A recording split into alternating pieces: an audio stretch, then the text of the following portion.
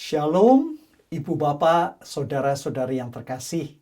Kita berjumpa lagi di dalam PA, Kitab Nabi Yesaya. Hari ini kita akan membaca dari Yesaya 8. Marilah kita berdoa. Ya Bapa, kami mengucap syukur atas pesan firman Tuhan melalui Nabi Yesaya. Berilah kami keterbukaan hati, sehingga kami boleh memahami berita dari Tuhan. Berilah kami kerendahan hati Bapa. Berikanlah kami pikiran yang terbuka, hati yang siap menerima firman Tuhan, dan berilah agar pendengaran kami, penglihatan kami, seluruhnya terfokus kepada Tuhan. Dan biarlah Roh Allah memimpin kami, baik yang mendengar maupun yang menyampaikan. Hamba-Mu yang penuh kekurangan dan kelemahan, kiranya Roh Allah membimbing, sehingga boleh kami semuanya mengerti kehendak Tuhan, menyimpan firman Tuhan dalam hati kami, melaksanakannya dalam hidup kami sehari-hari. Di dalam Yesus Kristus Tuhan kami berdoa. Amin. Ibu Bapak, Saudara-saudari yang terkasih, marilah sekarang kita membuka Alkitab kita. Saya akan membacakan dari Alkitab TB edisi kedua. Mari kita membuka Yesaya pasal 8. Yesaya 8 ayat 11 sampai dengan 22. Mari kita menyimak pembacaannya.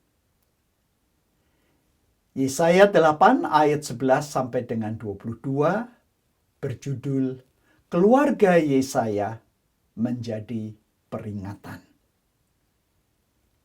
Sebab beginilah firman Tuhan kepadaku ketika tangannya menguasai aku.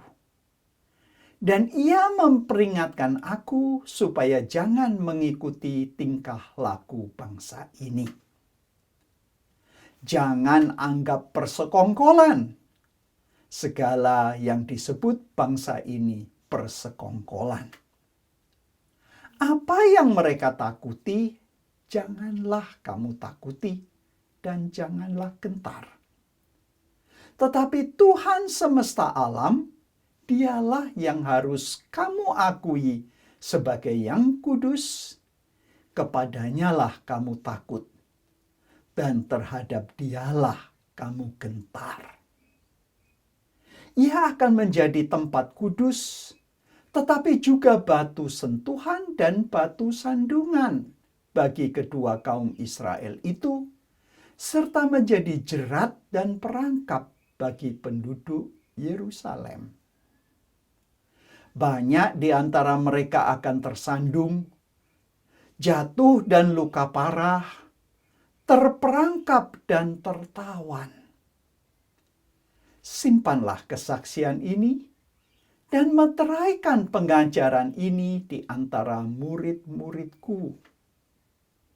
Maka aku hendak menantikan Tuhan yang menyembunyikan wajahnya terhadap keturunan Yakub. Aku hendak berharap kepadanya. Sesungguhnya aku dan anak-anak yang telah diberikan Tuhan kepadaku adalah tanda dan peringatan di antara orang Israel dari Tuhan semesta alam yang bersemayam di Gunung Sion. Apabila orang berkata kepada kamu, mintalah petunjuk kepada arwah dan roh-roh peramal yang berbisik-bisik dan berkomat-kamit, maka jawablah, bukankah suatu bangsa patut meminta petunjuk kepada ilahnya? Haruskah mereka meminta petunjuk kepada orang mati bagi orang hidup? Untuk memperoleh pengajaran dan pesan. Siapa yang tidak menjawab sesuai dengan perkataan seperti itu, baginya tidak terbit fajar. Orang akan lalu lalang di negeri itu, melarat dan lapar. Dan ketika lapar, mereka akan gusar dan mengutuk rajanya dan Allahnya. Orang yang menengadah ke langit dan melihat ke bumi, ternyata hanya kesesakan dan kegelapan, kesuraman yang mengimpit, dan mereka akan dibuang ke dalam kegelapan. Sekarang saya akan membacakan lagi Yesaya 8 ayat 11 sampai dengan 22 dari Alkitab dalam bahasa Indonesia masa kini. Tuhan memberi peringatan kepada Yesaya.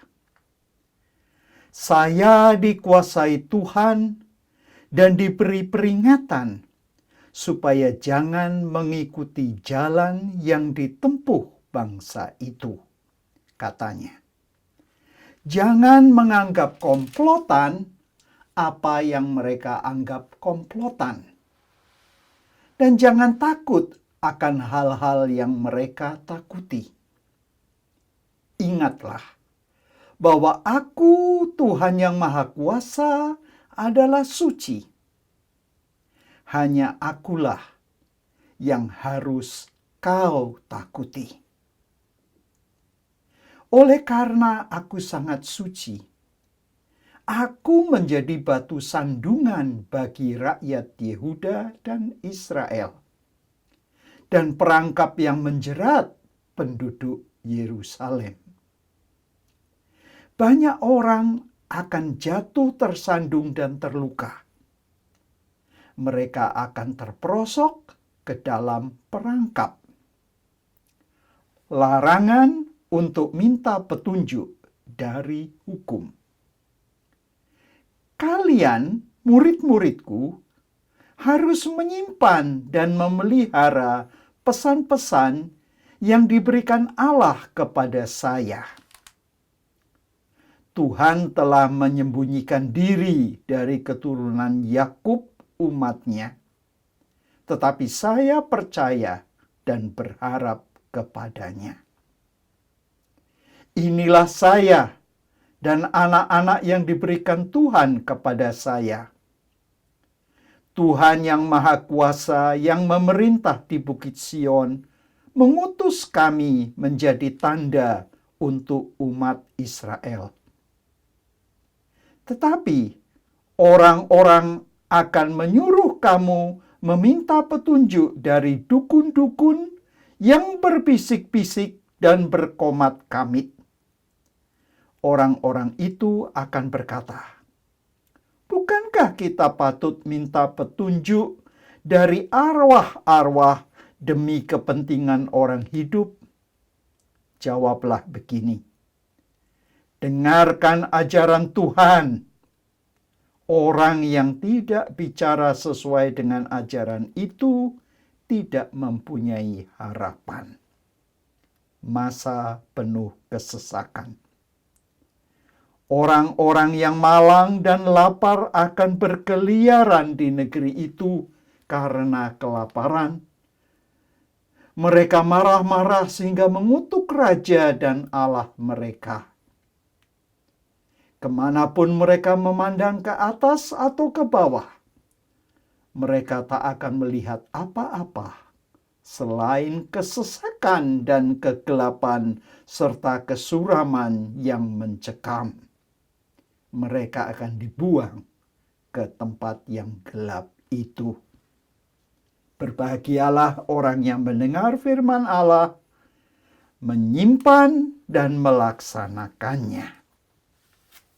Ibu, bapak, saudara-saudari yang terkasih, dalam pelajaran minggu lalu, pasal 8 ayat pertama sampai dengan 10, ada 3 nama simbolis dari anak-anak yang akan menunjukkan 3 fase, 3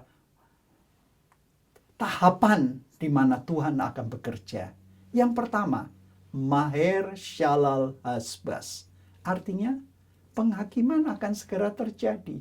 Yang kedua, Syar Yashuf. Pemulihan akan datang. Dan yang ketiga, penebusan akan terjadi. Immanuel. Nah, yang kedua menunjukkan bahwa seperti para nabi, kita pun dibentuk oleh pengalaman kita dalam komunitas iman. Dan itulah sebabnya kita harus meneruskan pesan Tuhan bagi mereka yang hidup di sini dan kini, seperti kita meneladani apa yang dilakukan oleh Nabi Yesaya. Nah, bagian berikutnya kita melihat bagaimana Yesaya menyampaikannya seperti autobiografi, seperti pengalaman pribadi. Memang bagian ini memiliki aspek pribadi seperti pengakuan bahwa perjumpaannya yang penuh kuasa dengan Tuhan, ketika tangannya menguasai aku, ini yang membentuk bagaimana Yesaya berperan sebagai nabi yang berintegritas. Dengan kata lain, seperti halnya Yesaya, Yehezkiel pun berbicara tentang tangan Tuhan yang secara fisik ada padanya. Saya bacakan Yehezkiel 3 ayat 14. Roh mengangkat dan membawa aku pun pergi dengan perasaan pahit dan panas hati, karena tangan Tuhan dengan kuat menguasai aku. Dengan kata lain, kita melihat di sini sekarang bahwa Yesaya pada waktu itu kemungkinan besar menghadapi perlawanan dari orang-orang. Jadi antara nabi dan rakyat tidak ada kesepahaman mengenai koalisi antara Syria dan Israel yang akan mengancam Yehuda. Jadi pesan kepada Yesaya bukan takut pada ancaman, tapi takut hanya kepada Tuhan. Ayat 13. Kepada Dialah engkau takut dan gentar, bukan pada yang lain.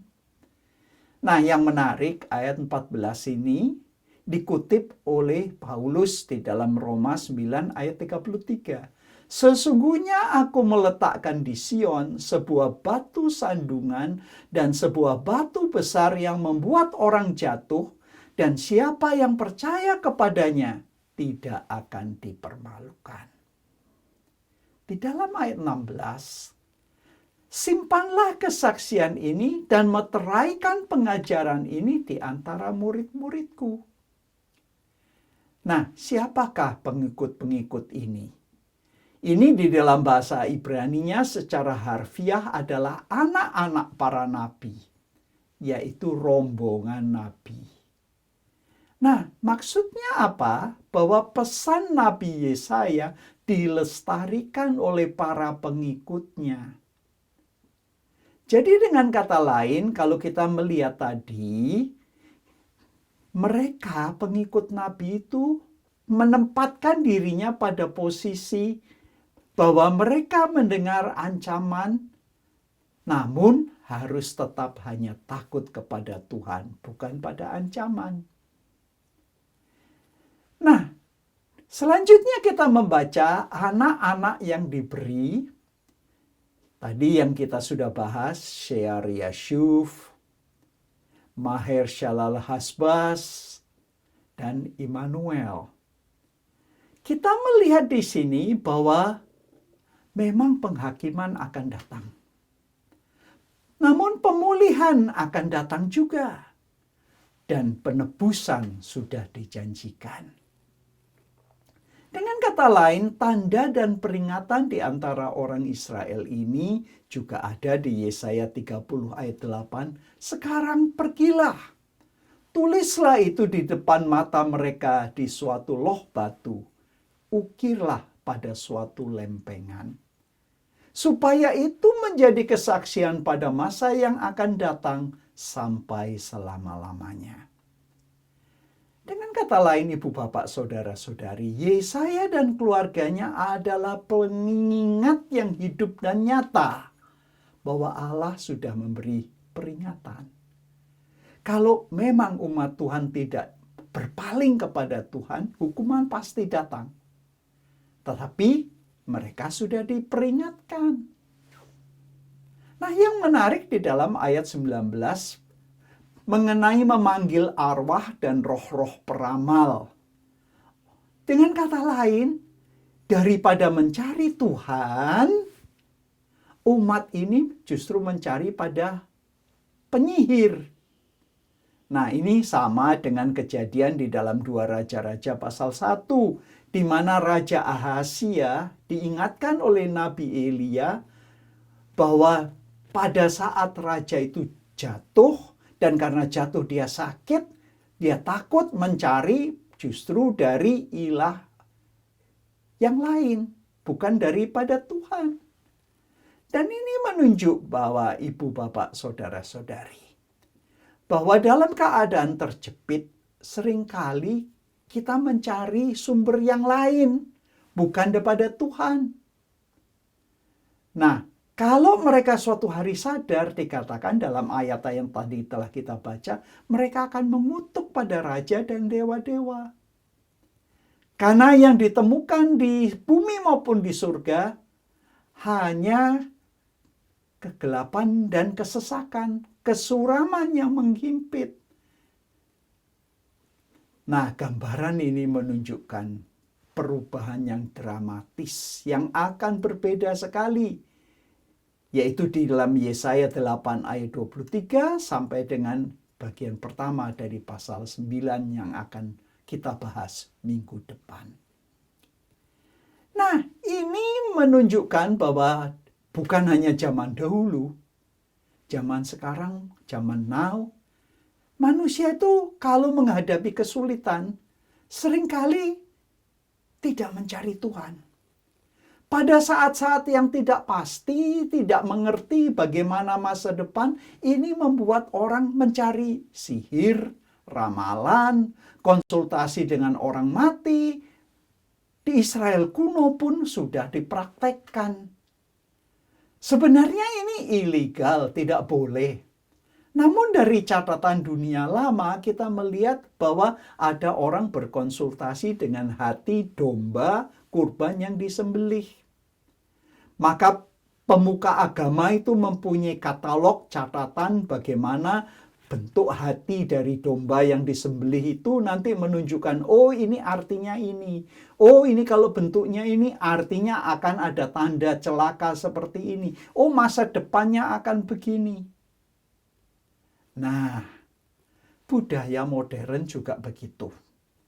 Pada saat kita menghadapi banyak tantangan, masa depan tidak jelas, banyak orang tuh menjadi penuh dengan tanda tanya, penuh dengan tantangan, lalu bersifat irasional. Mulai mencoba mencari tentang investasi, tentang jodoh, tentang tren masa depan. Mereka ini membuat cemas karena tidak ada kepastian tentang masa depan. Lalu mulai mencari dengan cara apa? Yaitulah cara-cara irasional. Cara klinik melalui arwah yang dipanggil, mencari dukun. Dan inilah dimensi yang menunjukkan bahwa ada agama palsu. Ada kepercayaan yang tidak benar. Di mana batas antara sihir dan kearifan, antara yang klinik dan yang bijaksana itu tidak jelas. Dan ini yang membuat seringkali seolah-olah dalam budaya modern orang mulai mencari dengan cara-cara yang tidak lagi mengikuti jalan Tuhan, jalan yang terang. Mereka hanya ingin tahu, supaya cepat tahu. Mereka menolak firman Tuhan. Bahkan dengan cara mencari cara-cara yang tidak rasional itu, akhirnya membuat mereka makin terjerumus, makin susah. Dan di sini kita melihat akhirnya seperti pesan Yesaya. Hanya di dalam firman Tuhan kita dapat memilah. Walaupun kita tidak tahu masa depan, bahkan mungkin kita menghadapi masa depan yang sulit. Namun kalau kita percaya dan kepercayaan kita berdasar pada kesetiaan dan keyakinan kepada Tuhan, maka walaupun menghadapi zaman yang tidak pasti, kita mempunyai kepastian. Nah, di sini kita melihat dua hal yang penting. Bagaimana Yesaya bertemu dengan Tuhan, tangan Tuhan, ini menjadi modal utama.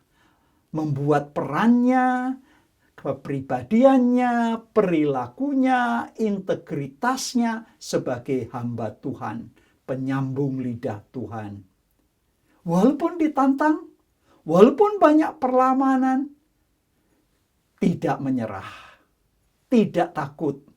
Jadi bukan hanya karena sekadar kita melihat, oh jadi seorang nabi hebat ya, lalu ikut-ikutan. Mungkin melalui jalan pintas, karena motivasi A dan B, atau karena ada keinginan supaya hebat, dipuji, seolah-olah kalau jadi hamba Tuhan luar biasa, menyampaikan pesan Tuhan. Ternyata ini tidak dapat dipelajari, misalkan seperti yang pernah saya sebut dalam The School of the Prophets, sekolah nabi. Tidak dapat hanya karena keinginan pribadi. Harus ada perjumpaan dengan Tuhan lebih dulu. Kalau Tuhan yang memanggil dan kita taat, kita akan menerima pesan yang benar. Dan itu yang akan membimbing umat Tuhan pada saat menghadapi tantangan. Pada saat menghadapi masa depan yang sulit, di mana tidak ada kepastian mengenai masa depan. Kalau pesan itu datangnya dari Tuhan, walaupun banyak yang menentang, walaupun banyak yang tidak percaya, walaupun banyak yang mencibirkan, bahkan mengolok-olok, namun kalau kita tahu bahwa kita dipanggil Tuhan, kita telah berjumpa dengan Tuhan, tangannya yang kuat itu telah ada pada kita, maka pesan yang dari Tuhan akan memberikan harapan. Memberikan harapan, walaupun kita tahu kita tidak mengerti masa depan. Namun, seperti kata bahasa Inggris, di dalam pepatah bahasa Inggris, we do not know what the future holds, but we know who holds the future. Kita tidak tahu apa yang akan terjadi besok. Namun kita tahu satu hal, Tuhan yang memegang hari esok. Nah, itulah sebabnya ibu bapak, saudara-saudari. Di dalam PA hari ini kita diingatkan, bertemu dengan Tuhan sebelum menyampaikan pesan itu sangat penting. Dan ini diulang oleh Yesaya di dalam pasal 8 ayat 11 sampai dengan 22. Perjumpaannya dengan Tuhan itu diulang untuk diingatkan bahwa ini penting menjadi modal dasar seorang pelayan, seorang hamba Tuhan yang akan menyampaikan pesan Tuhan yang benar. Dan kalau memang kekuatan itu datang dari Tuhan, maka tidak akan mundur, tidak akan takut. Walaupun menghadapi raja yang tidak jera, menghadapi rakyat yang lebih takut pada ancaman dari luar daripada berita pengharapan dari Tuhan. Walaupun banyak tantangan, tetap berani menyampaikan pesan. Karena pesan itu diyakini pesan yang datang dari Tuhan. Dan pengikut-pengikut Nabi, murid-murid Nabi, anak-anak Nabi akan menyimpan, melestarikan pesan Tuhan ini. Nah, itulah kesimpulan yang pertama. Yang kedua adalah satu peringatan yang sangat penting. Karena mulai zaman dahulu sampai zaman sekarang, kalau orang sedang terpojok, bahasa Jawanya kepepet, seringkali mereka itu lalu mencari jalan yang irasional. Bukan lari kepada Tuhan, bukan mencari jawabnya dari Tuhan, bukan berdoa dan membaca firman, namun mulai berpikir, ada cara alternatif. Mungkin harus minta petunjuk pada arwah-arwah dan roh-roh peramal. Mungkin berbisik berkomat kamit. Nah, dukun yang berkomat kamit ini mungkin yang bisa memberikan petunjuk mengenai masa depan. Bagaimana sudah lama mencari jodoh nggak dapat? Bagaimana bisnis selalu gagal? Wah, selalu banyak tantangan. Kesehatan diganggu. Hidup rumah tangga diganggu. Pelayanan terganggu. Lalu bagaimana? Nah, pelajaran kedua ini mengingatkan kita, jangan mencoba mencari solusi alternatif. Karena solusi alternatif ini belum tentu membawa pada terang. Justru membawa dari satu kegelapan ke kegelapan yang lain. Karena itu, Ibu, Bapak, Saudara-saudari, hari ini kita diingatkan. Sekali lagi, dalam keadaan terjepit, jangan mencari cara alternatif yang tidak sesuai dengan firman Tuhan. Jangan mencari jalan keluar dari kekuatan gaib yang katanya klinik, yang katanya luar biasa, atau mencari dari alam orang mati, atau mencari dari kekuatan gelap yang lain. Ingat, tidak ada jawaban di sana. Bahkan akhirnya mereka akan menyesal dan akhirnya benar-benar mengutuk raja dan mengutuk umatnya. Nah, dewa-dewa yang tidak dapat menolong itu, biarlah berkat Tuhan melimpah pada saudara-saudari. Dan firman Tuhan itu mendapat tempat yang baik dalam hati kita. Dan minggu depan kita lanjutkan dari Yesaya 8 ayat 23 sampai pasal 9 bagian yang pertama. Marilah kita menutup dalam doa. Terima kasih ya Bapa. Bapa telah memimpin kami. Kiranya firman Tuhan menjadi pencerahan bagi kami. Agar kami bertemu dengan Tuhan. Mendapatkan pengutusan dari Tuhan. Mendapatkan kekuatan dari Tuhan. Sebelum kami menyampaikan pesan Tuhan. Dan bantu Bapa, pada saat kami terjepit, menghadapi masa depan yang tidak menentu, di mana banyak tantangan, jangan kami mencoba mencari jalan alternatif. Tetapi biarlah kami mencari Tuhan, tuntunan firman Tuhan, dan tetap berjalan dalam terang Tuhan. Biarlah firman-Mu ini Bapa, menjadi kekuatan kami, dan menjadi pedoman hidup kami, yang kami amalkan dalam hidup kami sehari-hari. Saudara-saudari yang terkasih, terimalah berkat. Tuhan Yesus Kristus memberkati saudara-saudari. Allah Bapa mengasihi saudara-saudari, dan Roh Kudus menyertai saudara-saudari mulai hari ini terus selama-lamanya. Amin. Tuhan memberkati. Sampai jumpa dalam PA minggu depan di YouTube kanal GPT Kristus Pelepas Malang. Shalom.